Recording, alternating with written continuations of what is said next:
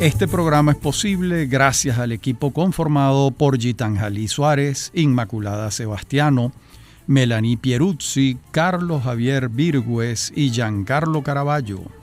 Recuerda que nos puedes seguir en Instagram como @pisolacultural y también puedes seguir la transmisión en vivo en www.mundour.com.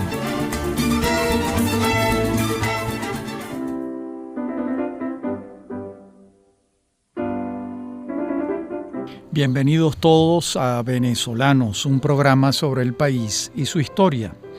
En esta serie que venimos desarrollando sobre una cronología de la vida republicana entre el año 1810 y el 2010. Y estamos en 1914. El 15 de abril, la Caribbean Petroleum descubre el primer campo petrolero de importancia en el país, el Pozo Sumaque 1 en Menegrande, estado Zulia. En 1911 en Venezuela solo se explotaba un pozo exiguo en el estado Táchira, el de Petrolia del Táchira, la primera empresa petrolera venezolana y además de origen privado. Y además se aprovechaba el lago de asfalto de Guanoco y fue precisamente la empresa que explotaba el asfalto en Trinidad y Venezuela, se llamaba la General Asphalt Company, la que recibió una licencia de exploración por parte del régimen del general Juan Vicente Gómez. Y para fortuna de Venezuela, la compañía contrató a los geólogos norteamericanos Ralph Arnold, George McCready y Thomas Barrington, quienes estuvieron haciendo trabajos de campo entre 1911 y 1916. Y en verdad, esto hay que decirlo, son los factores pioneros del inicio de la industria petrolera en Venezuela, ya que sin su estudio geológico, las empresas grandes no se habrían decidido a invertir en el país, como en efecto lo hizo la Shell, que le abrió el camino a las otras que llegaron luego. Estos profesionales de la geología, comandados por Arnold, trajeron a otros 52 geólogos, egresados de Stanford, Cornell, Yale, Harvard y Columbia. Y entre todos levantaron los primeros informes geológicos modernos del territorio venezolano. Con base en el primer informe de Arnold de 1912, la empresa subsidiaria de la General Asphalt, que se llamaba la Caribbean Petroleum Company, buscó capital para continuar con el trabajo de campo e iniciar las primeras perforaciones en los sitios señalados por Arnold y sus compañeros. La Shell, presidida por el legendario Henry Detterding, a quien llamaban el Napoleón del petróleo, se animó con el informe Arnold y compró el 51% de las acciones de la General Asphalt en la Caribbean, tomando el control de la operación en diciembre de 1912. La secuencia fue como sigue. En el informe Arnold, la New York and Bermúdez Company, léase la Shell en este caso, inició exploraciones en el campo de Guanoco, cerca del lago de asfalto, y da con petróleo en el pozo Bababuy 1, iniciando entonces la producción comercial en Venezuela el 15 de agosto de 1913. El crudo extraído en los 16 pozos perforados del campo es muy pesado, pero esto no desanimó a la empresa. Por lo contrario, con el informe Arnold en la mano en enero de 1914, se solicitan 1.028 lotes de exploración en un terreno de 512.000 hectáreas.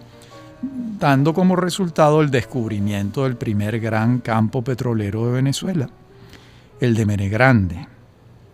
De allí comenzó a manar el crudo el 15 de abril de 1914 a través del pozo Sumaque 1, al que le siguieron los pozos Zumba 1, Sumaya 1 y Sumacaya 1. A partir de entonces, Venezuela se puso en el mapa petrolero como un actor más que promisorio. Y llegamos a 1915, cuando el 16 de junio se crea la Academia de Ciencias Políticas y Sociales. Fue fundada durante el ejercicio del presidente provisional de la República, Victorino Márquez Bustillos, y desde entonces ha estado compuesta por 35 individuos de número. ¿Quiénes son los fundadores? Alejandro Urbaneja, Francisco Guzmán Alfaro, Domingo Antonio Coronil, Diego Bautista Urbaneja, Pedro Brito González, Francisco Gerardo Llanes, Alejandro Pietri, Carlos Grisanti, Juan Francisco Bustillos, Cristóbal Mendoza, José Santiago Rodríguez, Esteban Gil Borges, Carlos Jiménez Rebolledo, Manuel Alfredo Vargas, Juan de Dios Méndez y Mendoza, Juvenal Anzola, José Loreto Arismendi, Raúl Crespo Vivas, Pedro Miguel Reyes, Arminio Borjas, Juan José Mendoza, Jesús Rojas Fernández, José Gil Fortul, Guillermo Tel Villegas Pulido, Pedro Hermoso Tellería, Pedro Manuel Arcaya, Pedro Itriago Chacín, Emilio Constantino Guerrero, Lorenzo Herrera Mendoza, Carlos Alberto Urbaneja, Gustavo Manrique Pacanins, Celestino Farrera, Rafael Marcano Rodríguez, Monseñor Nicolás E. Navarro y Laureano Vallenilla Lanz. Y llegamos al año 1917, cuando el 19 de junio es creada la Academia de Ciencias Físicas, Matemáticas y Naturales, por una ley sancionada por el Congreso Nacional el 19 de junio de 1917. Sin embargo, pasaron 16 años antes de que fuesen nombrados los primeros individuos de número. Esto va a ocurrir en junio de 1933 y la corporación está integrada por 30 individuos de número. Entre sus fundadores se cuentan Juan Iturbe, Ciro Vázquez, José Izquierdo, Luis Vélez, Rafael Requena, Carlos Raúl Villanueva, Francisco José Duarte, Gustavo Wallis, A. P. Mora, Oscar Zuluaga, Melchor Centeno Grau, Eduardo Herrell, Crispín Ayala Duarte, Hernán Ayala Duarte, Lucio Baldó Zulés, Manuel Cipriano Pérez, Carlos Guinán, Alfredo Llán, Vicente Lecuna, Ernesto León, Jesús Rafael Rísquez, Francisco José Sucre, Eduardo Tamayo García, Enrique Tejera Guevara, Carlos Toro Manrique y Luis Hugueto. Y llegamos a 1919, cuando Armando Reverón pinta La Cueva, esa obra extraordinaria. Recordemos que el primer crítico que estudió a fondo la obra de Reverón fue Alfredo Bulton y fijó 3 períodos: el azul, el blanco y el sepia.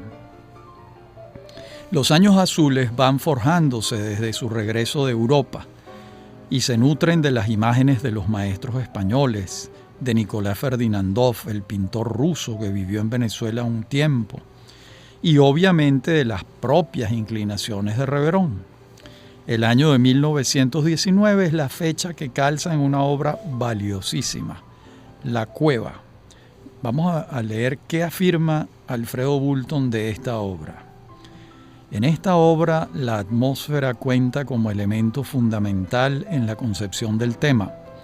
La tonalidad azul que envuelve las figuras es la consecuencia de una búsqueda muy honda en la evolución de los tonos sombríos que el pintor ha venido desarrollando desde 1915.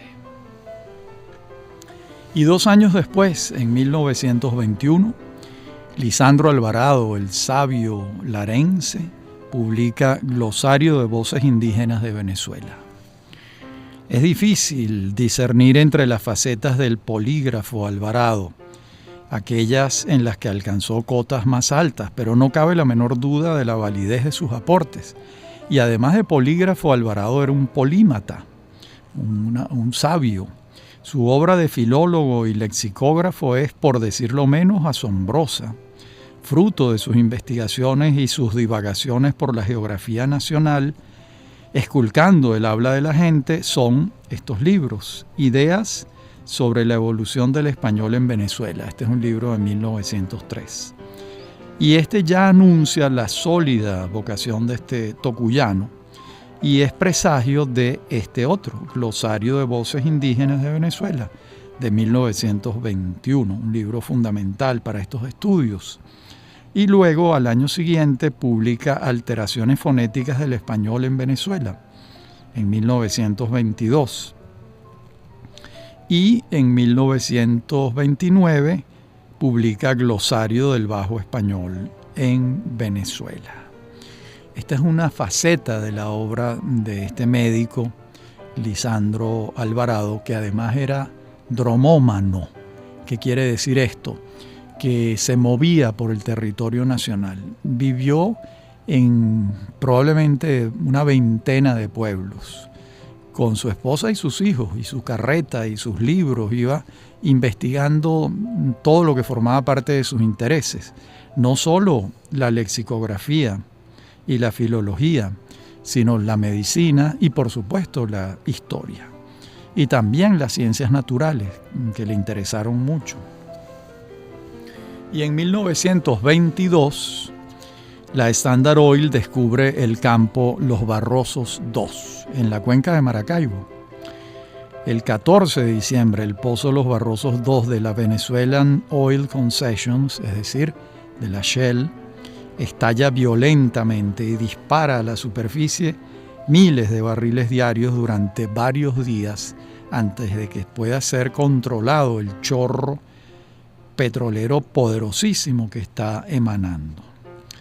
De aquello contamos con las palabras de un testigo privilegiado, dada su autoridad científica, Henri Pittier, quien, refiriéndose a los Barrosos II, señaló: el diámetro de la columna era como de 30 centímetros y su elevación pasó de 100 metros. Yo vi el chorro el 21 de diciembre desde el Carmelo, en la margen opuesta del lago, de donde simulaba una pluma de avestruz puesta verticalmente. Pero se pudo también contemplar desde los techos de Maracaibo. Esto es de una distancia de no menos de 35 kilómetros. Dícese que en los 4 días que duró el fenómeno se perdió una cantidad de petróleo superior a todo el que produjo anteriormente Venezuela, y que un día del chorro daba más de lo que exportaba anualmente el principal concesionario. Esto es 115.000 barriles. La misma fuerza del chorro causó la obstrucción de su canal, que se cegó por sí solo. Hasta aquí, Henri Pittier. En la próxima parte del programa seguimos nosotros hablando de los Barrosos II. Ya regresamos.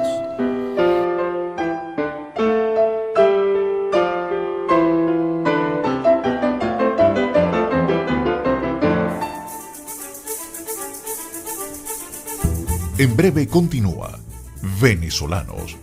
Somos Unión Radio Cultural.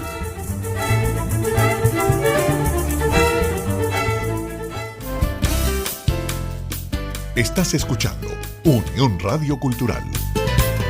Este y otros programas de Venezolanos los puedes oír en formato podcast a través de Anchor.fm.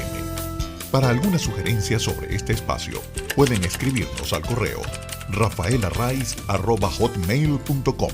Somos Unión Radio Cultural.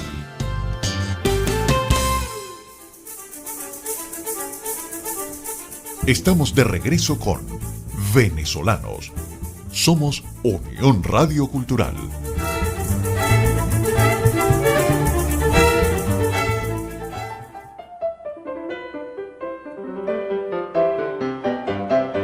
Sobre este pozo, Los Barrosos II, Aníbal Martínez, un experto petrolero, anota lo siguiente: el flujo incontrolado de los Barrosos número 2 continuó hasta las 9 de la mañana del día 23 de diciembre. Las paredes se desmoronaron al fin y el pozo se taponó a sí mismo. Puede estimarse que en los 10 días del reventón se produjeron por lo menos 150.000 metros cúbicos de petróleo, un volumen que representaba la 10ª parte de todo lo que para entonces había producido Venezuela en casi 10 años de país productor. Bueno, quedó muy claro para los conocedores del tema petrolero en sus distintas facetas que este reventón del 14 de diciembre de 1922 anunciaba un yacimiento de gigantescas proporciones. Para aquel momento es probablemente el yacimiento más grande descubierto en el mundo. Y a partir de aquel día la bruma sobre el futuro petrolero de Venezuela quedó totalmente deshecha y el panorama completamente despejado. En 1924, Teresa de la Parra publica Ifigenia. Teresa de la Parra es el nombre artístico de Ana Teresa Parra Sanojo, nacida en 1889 y fallecida de tuberculosis en 1936. Es nuestra primera gran novelista. Y además, Ifigenia fue su ópera prima, seguida por Memorias de Mama Blanca, de 1929, mientras Ifigenia es de 1924. Sobre Ifigenia afirmó Arturo Uslar Pietri: en Ifigenia aparece risueñamente el drama dentro de la mujer, que es la entraña dramática de la crisis de un orden social. En Ifigenia asoma la protesta ingenua y femenina contra un destino que le negaba el derecho de hacer su vida, escoger su hombre y expresar sus sentimientos. Bueno, eran otros tiempos. Y esta es una gran novela. 1925, Enrique Pérez Dupuy funda el Banco Venezolano de Crédito. Y él refiere en su libro titulado Algunos episodios de mi vida que la iniciativa de fundar un banco halló eco en una reunión organizada en su casa, sobre la base de un documento presentado por él y Alejandro Lara. Y a partir de esta iniciativa se creó el Banco Venezolano de Crédito, que abrió sus puertas en junio de 1925. La junta directiva la integraron entonces el propio Pérez Dupuy, Federico Erazo, Juan Santos González, Félix Guerrero y Miguel Ron como principales, quienes contaron con Luis Madrid como secretario, y como suplentes integraban la nómina Santiago Alfonso Rivas, David Pardo, Carlos Brown, José Antonio Gil Palacio y José Antonio Tagliaferro. Y entre las innovaciones gerenciales que trajo el venezolano de crédito, el ahorro programado de los empleados fue muy destacado, ya que los involucraba desde el comienzo como accionistas de la empresa. Esta práctica fue pionera entonces, así como la decisión de entregar parte de las utilidades de la institución a los empleados. Por otra parte, de acuerdo con la ley vigente, entonces el banco podía emitir billetes. Desde su fundación y hasta la fecha, el Banco Venezolano de Crédito puede decirse que ha correspondido con los criterios económicos trazados por Pérez Dupuy, criterios siempre apegados a la ortodoxia liberal y a la austeridad. Un año después, en 1926, se funda el Banco Mercantil. Primero, el Banco Neerlando Venezolano fue creado en 1925 y este banco al año siguiente se transforma en el Banco Mercantil y Agrícola. El primer presidente de la institución fue Carlos Osío, acompañado en la junta directiva por Miguel Carabaño, Pedro Delgado, Alfredo Folmer, José Santiago Rodríguez, Henry Lord Bulton, Luis Marturet y Roberto Santana Llamosas. Y desaparecido el Banco de Maracaibo con motivo de la crisis de 1994 y estatizado el Banco de Venezuela en el año 2009, tanto el venezolano de crédito como el mercantil son los dos bancos privados de mayor longevidad en el país. Y vamos ahora a la literatura. En 1927, el 7 de noviembre, Julio Garmendia publica su libro de relatos La tienda de muñecos. El larense Julio Garmendia, que había nacido en 1898 y falleció en 1977, Es uno de los mejores cuentistas que ha tenido Venezuela. En vida publicó solo 2 libros: La tienda de muñecos, que es de 1927, y La tuna de oro, que es de 1952. Después de su muerte, su compañera sentimental, Hilda Kerig, halló envueltos en bolsas de mercado cerca de 80 relatos inéditos y se los entregó a Oscar Zambrano Urdaneta, quien a lo largo de los años siguientes fue organizándolos y publicándolos en libros. La singularidad de Garmendia no es solo literaria, también es personal. Vivió 32 años en un hotel de la esquina de Punceres, en Caracas, el Hotel Cervantes, y se negó a publicar sus relatos a partir de 1951. Realmente era un personaje indescifrable. Publicó su primer libro de relatos en París y recibió ejemplares el 7 de noviembre de 1927. Vivió en distintas ciudades de Europa entre 1924 y 1939, unos 15 años. Y llegamos a 1928, el 7 de abril, cuando ocurre la famosísima Semana del Estudiante. Veamos estos hechos. La Federación de Estudiantes de Venezuela, FEB, se fundó el 15 de marzo de 1927 y su primer presidente fue el estudiante Jacinto Fombona Pachano, quien fue sucedido en noviembre del mismo año por otro estudiante, Raúl Leoni. Y fue la junta directiva de la federación presidida por Leoni la que organizó en febrero de 1928 la Semana del Estudiante. Para los actos previstos, el propio Leoni escogió a los oradores y se sustrajo a sí mismo de la tarea. Curioso. Jovito Villalba discurre ante los restos del Libertador en el Panteón Nacional. Joaquín Gabaldón Márquez ante el busto de José Félix Rivas en la Plaza La Pastora.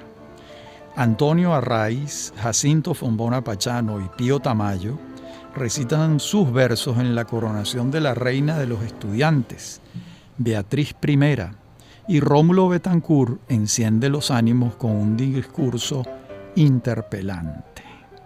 Al gobierno, ante semejante desafío, no le queda otro camino que apresar a los estudiantes, después de que un conjunto de cadetes se suma a la revuelta y tornan el hecho en un asunto militar. Muchos son enviados al castillo de Puerto Cabello, junto con una cantidad considerable de alumnos que se entregan a la policía en solidaridad con sus compañeros. El caso es delicado para Gómez. Está siendo desafiado por unos estudiantes desarmados. Antes siempre lo había sido por hombres en armas, para quienes había una respuesta armada. Ahora, ¿cómo enfrentar con las armas del ejército a unos jovencitos que pronuncian discursos y leen poemas? Bueno, la solidaridad con los estudiantes es manifiesta al punto que un pequeño grupo de oficiales del ejército de bajo rango se suma a la protesta e invita a los estudiantes a un alzamiento militar, cosa que intentan pero infructuosamente, ya que el movimiento es develado y el general Eleazar López Contreras los hace presos, entre otros a su hijo, el cadete Eleazar López, junto con algunos compañeros de armas. Estos sucesos tienen lugar el 7 de abril a las puertas del cuartel San Carlos en Caracas. También hay que recordar que la solidaridad con el movimiento estudiantil no provino solamente de un grupo de militares, sino de la gente común en la calle que les manifestaba su respaldo. Esta fue la primera crisis profunda que experimentó el gobierno de Gómez, ya que no se trataba de la expresión de descontento de un sector armado de la sociedad, sino de jóvenes estudiantes que recibían el apoyo de mucha gente inconforme con la vida que se llevaba en Venezuela. En la próxima parte del programa veremos a José Antonio Ramos Sucre, el gran poeta. Ya regresamos.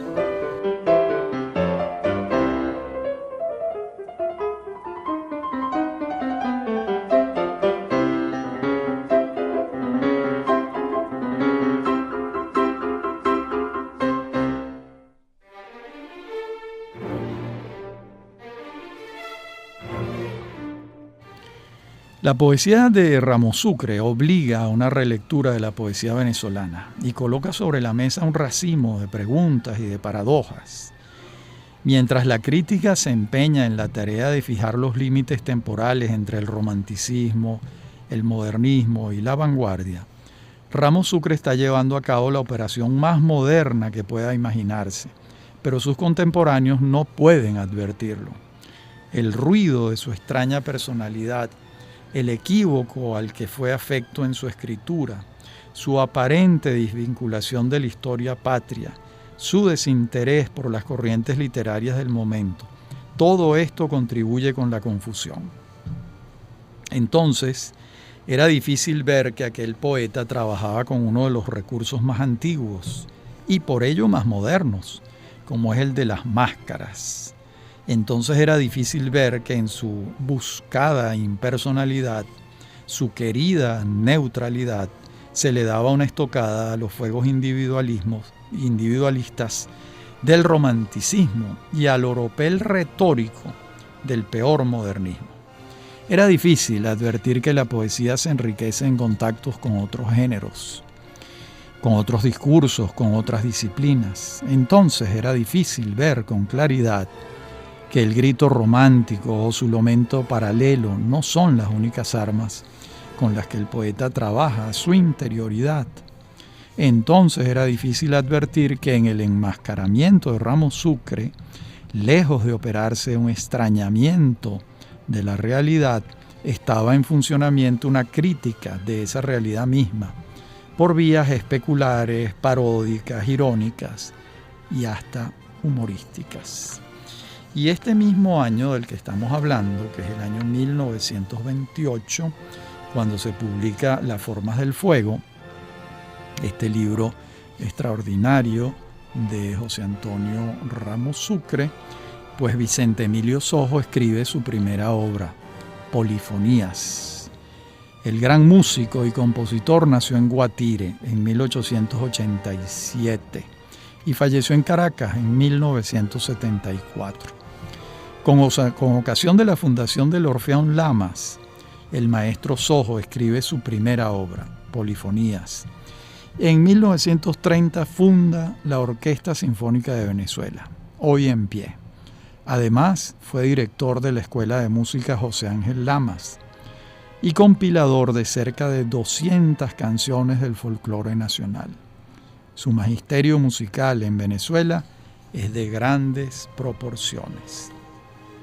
Y llegamos a 1929, un año extraordinario cuando Rómulo Gallegos publica Doña Bárbara. Y en el colofón de la primera edición de Doña Bárbara puede leerse 15 de febrero de 1929, la editorial Araluce, de Barcelona, de España. La publica a cuenta del autor, ya que según Ramón de Araluce, voy a citarlo, su novela es muy buena, pero usted en España es un desconocido y el libro no lo va a comprar nadie. Entonces Gallegos paga su primera edición. La segunda edición de 1930 es de la misma editorial y ya entonces por cuenta de la editorial, cuando ya era un hecho que se trataba de un éxito inesperado. Solo entonces el maestro Gallegos dejó de afrontar con su bolsillo la edición de su libro. El mismo año se publica por primera vez en Venezuela y lo hace la editorial Élite, de Guruciaga, quien era pariente del novelista. Desde entonces y hasta nuestros días son innumerables las ediciones y las traducciones de la ópera magna del gran novelista venezolano. La intrahistoria, los vericuetos, los intríngulis de la narración es un relato paralelo y además asombroso. Vamos a referirlo. Gallegos estaba escribiendo una novela ambientada en el llano venezolano que se titularía La Casa de los Cedeños, pero luego trocó por La Coronela, y que así se titulaba la novela, y es por ello que se traslada en la Semana Santa de 1927 a San Fernando de Apure a trabajar in situ. Él mismo relata en el prólogo de la edición de Doña Bárbara publicada por el Fondo de Cultura Económica de México en 1954, con motivo de los 25 años de su aparición, de dónde salieron los personajes de su novela. Y dice el mismo Gallegos, aludiendo a Luigi Pirandello. Voy a citar: a mí se me acercaron los míos en un lugar de la margen derecha de Apure, una tarde de abril. Fin de la cita. Se los va presentando un señor Rodríguez, quien naturalmente ignora que eso es lo que está haciendo Gallegos, encontrando a sus personajes. Y aunque nuestro autor no lo dice expresamente, el episodio ha debido ser como una revelación, como una epifanía para Gallegos. Tiempo después, Andrés Eloy Blanco llegó a asegurar que el personaje de Doña Bárbara estaba inspirado en Francisca Vázquez de Carrillo y que la imaginación de Gallegos fue bastante más allá de lo que ofrecía esta señora de carne y hueso. A esta señora la llamaban Pancha Vázquez, de quien expresamente el autor se negó siempre a revelar su identidad. En cualquier caso, lo cierto es que para febrero de 1928, el novelista decide detener la escritura de los primeros pliegos, la hechura en la imprenta de los primeros pliegos de La Coronela. Eso estaba en las prensas de Guruciaga, porque está insatisfecho con el resultado. Gallegos nunca estaba satisfecho con lo que escribía, es increíble. Y él aborta el proyecto, ordena romper lo impreso y se va a Europa con el manuscrito. Su esposa, doña Teotiste, va a operarse una rodilla con un especialista en Italia. Y Gallegos, decepcionado con su trabajo, intenta lanzar por la borda del barco las hojas sueltas de su novela fallida. Pero doña Teotiste lo persuade de que no lo haga y finalmente Gallegos opta por guardar el cartapacio en lo que probablemente haya sido una navegación tormentosa. Y la estadía en Bolonia, que va a tomar tiempo, ya que la recuperación de la operación de doña Teotiste lo requería. Y allí, sin ofuscaciones, Gallegos se avino con lo que tenía escrito, lo corrigió hasta el cansancio durante los meses boloñeses de junio, julio y agosto. Y se lo llevó a Barcelona concluido. Allí se publicó, como vimos antes, en febrero de 1929, con el título afortunado con que se reconoce este clásico de la literatura hispanoamericana. Llegamos a 1930, cuando José Gil Fortul, este gran larense, publica los 3 tomos de su Historia Constitucional de Venezuela. El 30 de noviembre de 1898, el presidente Ignacio Andrade firma un decreto ordenando el pago de 36.000 bolívares en honorarios profesionales a favor de Gil Fortul para que escriba la Historia Constitucional de Venezuela desde 1811 hasta nuestros días, con una amplia introducción acerca del movimiento etnológico y sociológico de la conquista y la colonia. Eso decía el decreto. Qué suerte la de Gil Fortul. La suma no era nada despreciable, por cierto, y tampoco la envergadura del proyecto. Bueno, esto hoy en día sería impensable, que alguien pagara una suma gigantesca para que uno escribiera un libro de historia. Por eso dije qué suerte la de Gil Fortul. El primer tomo se publicó en Berlín en 1907. El segundo en 1909, en la misma imprenta de Carl Heyman. Luego, en 1930, se publica por primera vez en Venezuela en la imprenta de Parraleón Hermanos, con unos anexos documentales que llevan la obra a ocupar 3 tomos en su totalidad. Y llegamos al 9 de diciembre de 1930, cuando comienza la radio comercial en Venezuela con el grupo 1BC, encabezado por William H. Phelps, luego denominado Radio Caracas Radio. Y por iniciativa de William Phelps, Edgar Anzola y Ricardo Espina, la emisora Broadcasting Caracas 1BC emitió por primera vez con motivo de la inauguración de la estatua de Henry Clay. Fue la primera radiodifusora comercial del país. En ella se iniciaron tanto cantantes como músicos de la época, tales como Pedro Antonio Ríos Reina, Ángel Sauce, Antonio Esteves, entre otros. La orquesta en la planta era la del maestro Carlos Bonet. La primera radionovela se transmitió por 1BC, la comedia Santa Teresa, de Alfredo Cortina. Después vino El misterio de los ojos escarlata, de Mario García Rocha y el propio Alfredo Cortina. Y a partir del siguiente año, 1931, surgieron otras emisoras en Caracas. Tiempo después de inaugurada la emisora es cuando pasa a denominarse Radio Caracas Radio. Y llegamos a 1931, cuando va a tener lugar el 22 de marzo el Plan de Barranquilla. Pero eso lo vamos a ver en la última parte del programa.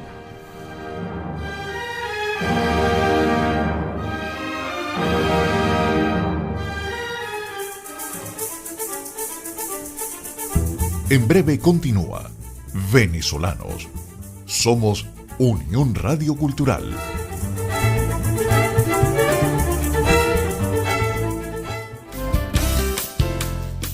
Estás escuchando Unión Radio Cultural. Este y otros programas de Venezolanos los puedes oír en formato podcast a través de Anchor.fm. Para alguna sugerencia sobre este espacio, pueden escribirnos al correo rafaelarraiz@hotmail.com. Somos Unión Radio Cultural.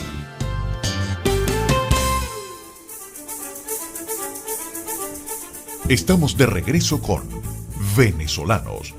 Somos Unión Radio Cultural.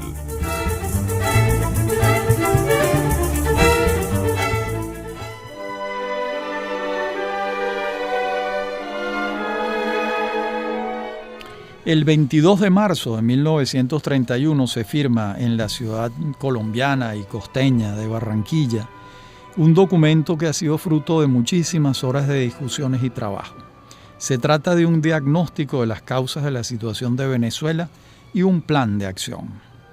La formación de los jóvenes firmantes del plan es marxista y el análisis de la realidad nacional está hecho desde esa perspectiva. Lucha de clases, enfrentamiento con el capital extranjero y con sus socios en el territorio nacional, aunque también abogaban por una vida civil que ubicara a los militares en su esfera natural y dejara de lado el personalismo.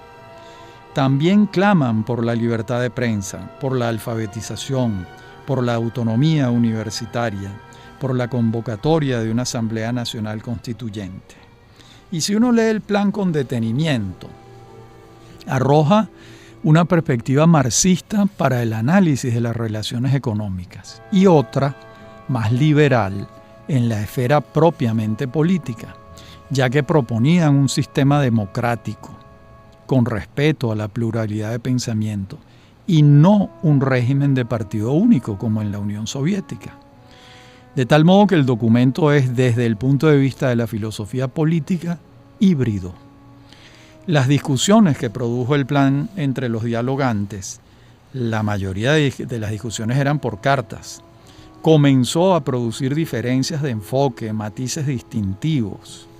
Se abrió un cauce entre los comunistas que seguían las directrices del Partido Comunista Soviético, que se agruparon alrededor del Partido Comunista Venezolano, fundado en 1931, y los futuros fundadores de Acción Democrática, que va a fundarse 10 años después, en 1941. Estos no seguían líneas de organizaciones extranjeras, sino que buscaban un camino nacional. ¿Quiénes están entre los firmantes del Plan de Barranquilla? Por supuesto, Rómulo Betancourt, Raúl Leoni, Balmore Rodríguez, Ricardo Montilla, Pedro Juliac, Simón Betancourt, César Camejo, Carlos Peña Uslar, Juan José Palacios, entre otros. Y llegamos a abril de 1931, cuando Arturo Uslar Pietri publica su primera novela, Las Lanzas Coloradas. Esta sale de imprenta en Madrid e inmediatamente recibió el favor de la crítica. Un jurado la seleccionó como el libro del mes, el mismo mes de su publicación. Y ejemplares de la obra viajan hacia América y su autor espera ansioso los primeros comentarios. La revista Zig-Zag en Santiago de Chile publica la novela íntegra en noviembre en uno de sus números y luego la edita como libro en 1940. En 1932 se publica la traducción al alemán. Esta traducción es de G.H. Noudendorf. Y en 1933 la traducción al francés, que la hizo Jean Cassou. Se traduce al inglés muchos años después, en 1963, y luego al checo, al italiano en 1972, al rumano en 1974, al portugués en 1977 y al serbio en 1986. Por primera vez se publica en Venezuela Las Lanzas Coloradas en 1946 en la Biblioteca Popular Venezolana del Ministerio de Educación. Este hecho no deja de ser curioso, ya que Uslar, entre 1934 y 1945, estuvo muy cerca de las fuentes del poder, fue él mismo un factor de poder y sin embargo no se hizo publicar el libro en su país. Ocurrió curiosamente en 1946, cuando el gobierno de turno encabezado por Betancourt había desalojado por las armas al gobierno de Isaías Medina Angarita, donde Uslar era el factor fundamental. Bueno, y ya después de aquella primera edición venezolana, las ediciones nacionales de la novela han sido muchas, así como las españolas o de editoriales hispanoamericanas. Es un clásico de la literatura venezolana. Y en 1935, el 17 de diciembre, muere Juan Vicente Gómez en Maracay.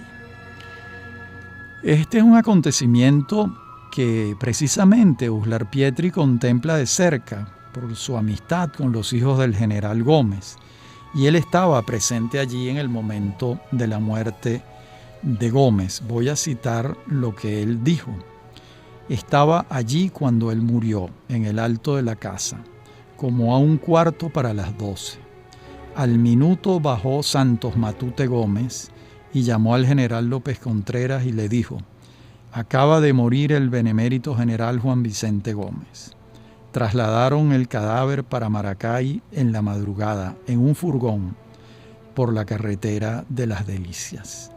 Esto lo señaló Uslar Pietri en conversación sostenida conmigo y recogida en el libro Arturo Uslar Pietri, Ajuste de Cuentas, un libro del año 2001. Y el 18 de diciembre, Eleazar López Contreras es encargado de la presidencia de la República. A la muerte del general Gómez se desataron los demonios del poder sucesoral. Algunos miembros de su familia aspiraban a sucederlo, pero el Ejército Nacional y su jefe, el general López Contreras, dispusieron de manera distinta. El general Eustoquio Gómez, primo del benemérito, que era como se hacía llamar el longevo presidente Gómez, en connivencia con el edecán del dictador, que era Eloy Tarazona, intentó tomar el poder, pero López Contreras y los ministros del gabinete ejecutivo actuaron con mano firme y lo invitaron a irse a Curazao en condición de prisionero. Se resiste Eustoquio Gómez y muere en la refriega. Mientras tanto, el gabinete ejecutivo designa al ministro de Guerra y Marina, López Contreras, el 18 de diciembre de 1935, presidente encargado del Poder Ejecutivo para concluir el periodo presidencial que vence el 19 de abril de 1936.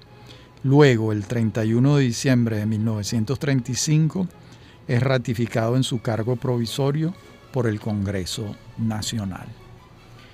Y también en 1936 tiene lugar la llamada manifestación estudiantil en Caracas, el 14 de febrero, un verdadero hito.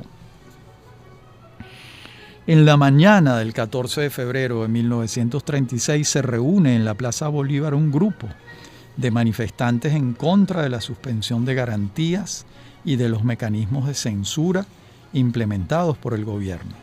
El prefecto de Caracas, el general Félix Galaviz, ordena disparar en contra de los manifestantes, con un saldo de muertos y heridos. Sin embargo, la indignación de los manifestantes va creciendo y la concentración se convierte en una marcha de magnitudes nunca antes vistas en Caracas. La ciudadanía se sobrepuso al miedo y en la tarde se movilizó hacia la mansión presidencial, según relata el propio López Contreras en su libro Páginas para la Historia Militar de Venezuela. Esa marcha iba encabezada por el rector de la Universidad Central de Venezuela, el eminente médico Francisco Antonio Rísquez, y los dirigentes estudiantiles. El presidente hizo pasar a su despacho a una delegación y los escuchó, cosa que no ocurría en Venezuela desde hacía décadas, desde que Gómez se acostumbró a gobernar sin escuchar a nadie ni dar mayores explicaciones. De la reunión, los dialogantes salieron con el compromiso por parte de López Contreras de restituir las garantías constitucionales en 15 días y también con la voluntad de castigar a los culpables de los desafueros matutinos. El general Galaviz es hecho preso y juzgado, aunque luego es liberado al no podérsele imputar ningún cargo penal. Coinciden diversos analistas en atribuirle una significación particular a esta manifestación, entre otros Manuel Caballero. Y es la de haber hecho del pueblo un actor político, eso es lo que señala Caballero, que desde entonces no ha abandonado la calle y que hasta ese día no había participado en las luchas por el poder. Y el 21 de febrero se presenta el programa de febrero. Este es un programa de gobierno que no se había presentado antes en los tiempos de la dictadura de Gómez. En el siglo XIX sí se presentaron programas de gobierno. Y este programa es presentado y enfocado en los siguientes puntos: apego a las leyes, revitalización del poder local, reconocimiento de la clase obrera, adopción de un plan nacional de higiene pública, diseño de un proyecto de construcción de obras de comunicación, enfrentamiento del problema del despoblamiento, nueva política educativa, respeto a la propiedad en el campo, revisión de la política fiscal y profesionalización de la administración pública. En nuestro próximo programa, en el capítulo número 9, veremos con más detalle este plan del 21 de febrero del gobierno de Eleazar López Contreras, el 21 de febrero de 1936. Hasta nuestro próximo encuentro.